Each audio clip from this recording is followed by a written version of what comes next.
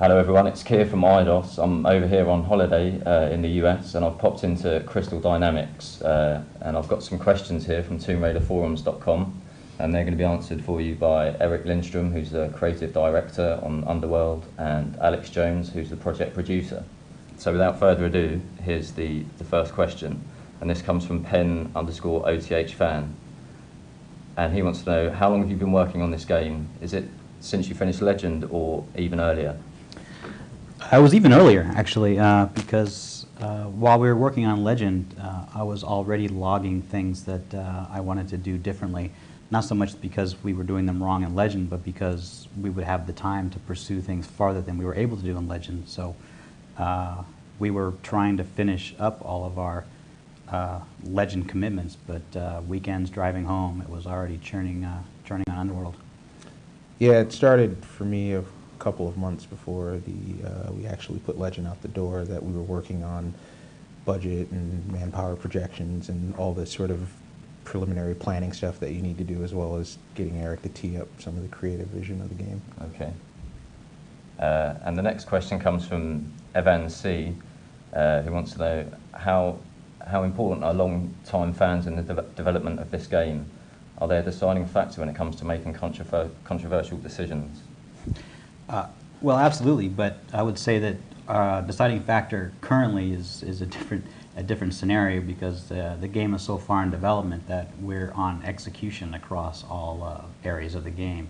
But in the earlier conceptual pre-production phases, I was definitely lurking on the forums and looking at what kinds of things people were saying about Legend and Anniversary, how they reacted to things, what they wanted.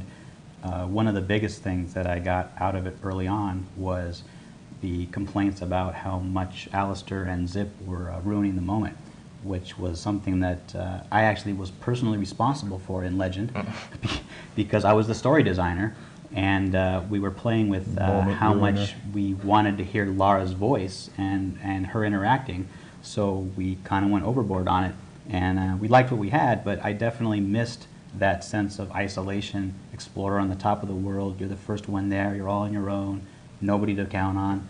And so we wanted to find a way to be able to get Lara to express herself, to get that kind of hear her voice and interact with her, but without having the voice constantly chattering over your earpiece. So the sense of isolation is something we can expect in Underworld? Absolutely. Cool. The next question comes from George Croft, and it's quite a tricky one. And he asks, if you could compare Underworld to any classic Tomb Raider game, which would it have most in common with? Which has influenced Underworld the most? Alex, you want to? I'm going to kick that one right over to Eric. Alex, you want to answer this one? The reason I don't want to answer this question is because when it comes to the classic Tomb Raider games, I cannot say anything right. I really enjoyed all the early Tomb Raider games, but we did something pretty different when we started again with Legend, in bringing it into a different audience and a new era of gaming, and that was something that was going to change the landscape of Tomb Raider irrevocably. Some fans didn't like it and still don't, and that's unfortunate.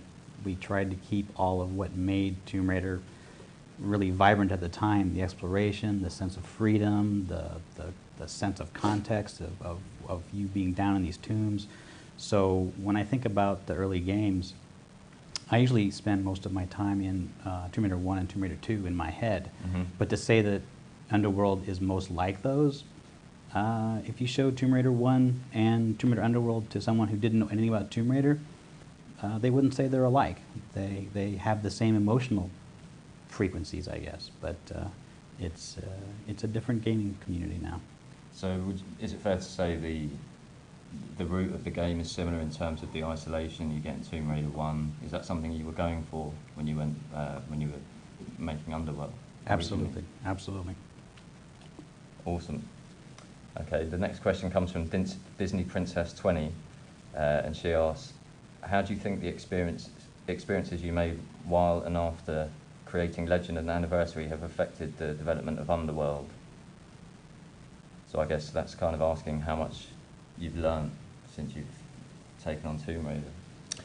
Well, I'll let Eric go into the zesty, sexy forum creative aspect of it, but from the production side, I was not on Anniversary. That was running concurrently with our pre-production for the most part, but one of the big takeaways for me from Legend, from just a production standpoint, were the ways in which we wanted to front-load design thought as much as possible and get as much work done up front so that we didn't have as much time iterating on the game in 3D in ways that were radical and destructive. And on Legend, I think we came together with a very good game at the end, but the process of getting there was painful, and we have definitely taken efforts to streamline that by trying to front-load design thought and putting an emphasis on having mechanics done earlier so that you can see their practical in-game effects and you know you're working with something fun before you get to final art on everything and have to move stuff around. And well, I think we made a lot of progress in that area. There's still more to do,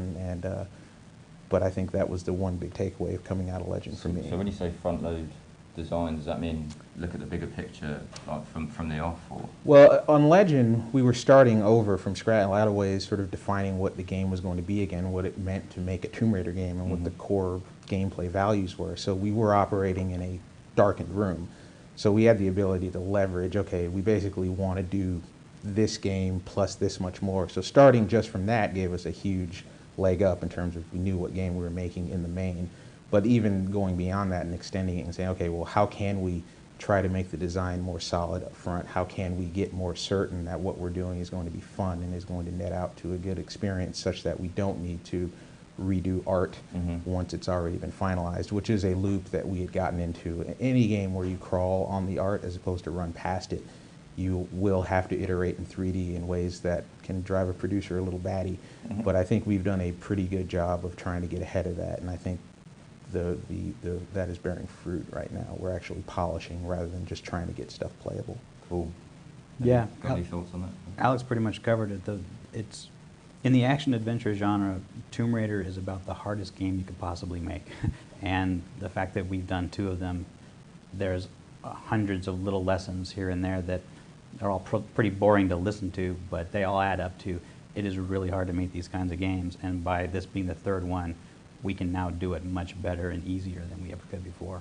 Yeah, in a lot of ways, the Anniversary team really had almost the experience that you'd like to have straight out the gate, because they didn't do a lot of extending on the feature set, so that from day one they were ready to go and block mesh in a game that was working before, we had to actually go through months of getting the moves done over again to see exactly how they're going to work. So we were much better than Legend.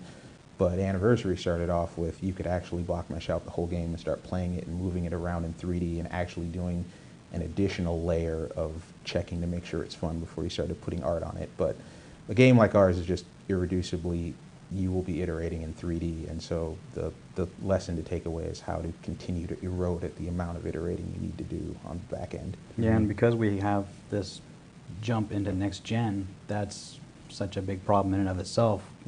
There used to be 3 textures per wall face. Now we've got 12 textures per wall face. That's a big enough hill to climb. If we had to climb that hill and climb the hill of how do you actually make a Tomb Raider game, that'd have been crazy. That's what sinks games into 4-year development cycles. Whereas with us, we knew how to make that kind of game. We could concentrate our effort on making it in next gen. So the next question comes from Petras, who asks, Assassin's Creed had free climbing. Uncharted has incredible graphics. What's the one thing that will make Tomb Raider Underworld unique and better compared to other titles when released? Well, it's going to sound like I'm cheating by saying 2 things, but it's really just one thing. But we are going to have amazing graphics. People are going to be just blown away. The stuff that people have seen in the screenshots so far, they're nothing compared to what we have on the artist screens right now in the building. But the one thing that we have is when I bring other designers, other artists from different projects in the building, other people from different departments, and I let them play through the later parts of the game that we haven't shown in any of our demos or screenshots. They almost all say the same thing when they're done. They say, wow, that was epic. And it's because the things that you're doing are on such a large scale and they have such a great impact, and the spaces you get to go into and explore and do things in and see the effects of that manipulation, it's epic. Yeah, I really can't put it much better than that. Scale, payoff, epic. Yeah, that sums it up.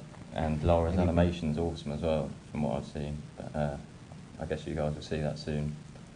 And the next question, quite a few guys touched on this one, but could you estimate how long the game would take to complete if a player who enjoyed exploring, solving puzzles and finding secrets and playing on the hardest difficulty was in control?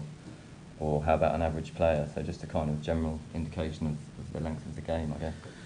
Well, we're still too early to be able to tell that in all of the respects that you just asked, because we haven't done enough focus testing yet to know what the spectrum of average users are. But we know that if you went through it as fast as you possibly could without making a single mistake and knowing all the answers to all the puzzles and everything, it's twice as long as Legend. And that's literally if you had the strat guide in your lap and you did things out of order just for the purpose of trying to get it as fast as you could. Okay. No actual player could do that. It's going to be upwards of 10 hours. How much beyond that is going to really depend on the player and what happens between now and ship. Okay, cool. Yeah, no player. That means you use Scion 05. And there's a final question here. I don't know if you guys are going to be able to answer this, but can you tell us about when we might see a trailer or some actual in-game footage? Yeah, I just came out of a meeting to talk about the trailer. We're looking at something coming out this summer. Sweet. Okay, so that concludes the first Tomb Raider podcast from Crystal. Over the next few months, we'll be doing a lot more of these. So thanks to Eric and to Alex, and we'll be seeing you soon with some more of your questions.